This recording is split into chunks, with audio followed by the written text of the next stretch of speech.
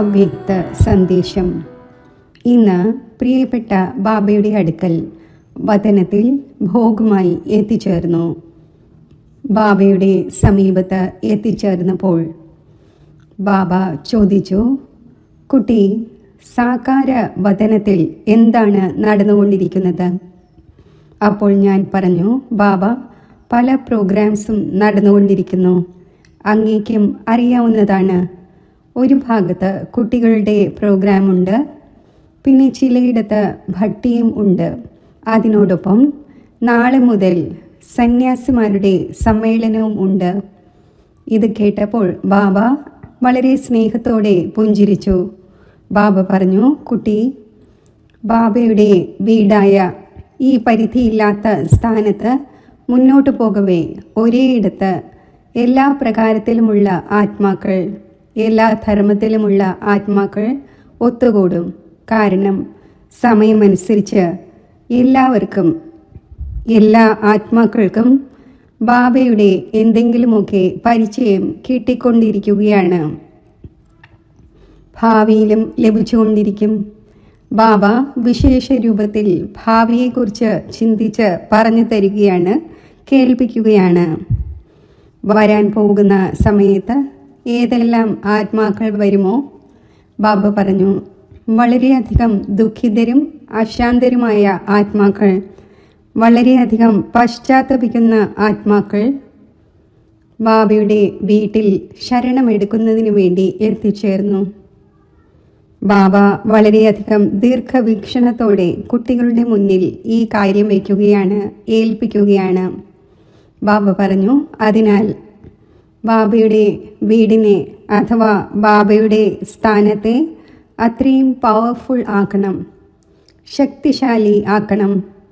അതിലൂടെ വരാൻ പോകുന്ന സമയം ഏത് ആത്മാവ്, ഏത് പ്രകാരത്തിലുള്ള ആത്മാക്കൾ വന്നാലും ബാബ പറഞ്ഞു, ആ ആത്മാക്കളെ ബാബയുടെ വീട്ടിൽ നിന്നും എന്തെങ്കിലുമൊക്കെ അനുഭവത്തിൻ്റെ പ്രാപ്തി നേടിക്കൊണ്ടു പോകണം.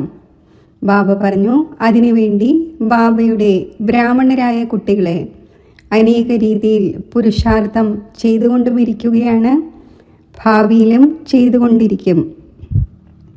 എന്നാൽ ബാബ പറഞ്ഞു, പവർഫുൾ സങ്കല്പം നിറയ്ക്കുന്നതിന് വേണ്ടി കുട്ടികളായ നിങ്ങൾ വിശേഷിച്ച് ഈ ഒരു കാര്യത്തിൻ്റെ പുരുഷാർത്ഥം ചെയ്യണം. ബാബയുടെ വീട്ടിൽ, ബാബയുടെ വാതിൽക്കൽ ഏതൊരു ആത്മാവ് വന്നാലും ബാബ പറഞ്ഞു, അവർ ബാബയുടെ ശരണത്തിലേക്ക് പോകണം. അവർക്ക് ബാബയുടെ അഥവാ ഭഗവാന്റെ അനുഭവം ഉണ്ടായി, സാക്ഷാത്കാരം ഉണ്ടാകണം. ആ ദിവസങ്ങളും ഇപ്പോൾ അകലെയല്ല. കാരണം ബാബയ്ക്ക് തൻ്റെ സ്ഥാപനയുടെ കാര്യത്തെ വളരെ വേഗതയിലേക്ക് കൊണ്ടുവരേണ്ടതുണ്ട്.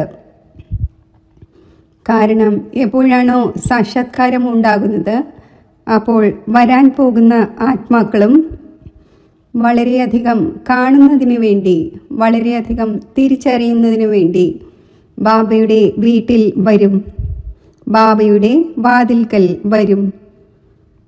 ബാബ പറഞ്ഞു, അതിനാൽ ചെറിയവരായാലും വലിയവരായാലും എല്ലാവരും വളരെയധികം തൻ്റെ ഉള്ളിൽ ആത്മബലവും ആത്മവിശ്വാസവും വെച്ചുകൊണ്ട് പോവുകയാണെങ്കിൽ ബാബയുടെ ഈ കാര്യം വളരെ വേഗത്തിൽ സമ്പന്നമാകും. പിന്നെ ബാബയ്ക്ക് കുട്ടികളുടെ വിശേഷ സ്നേഹസ്മരണകൾ നൽകി.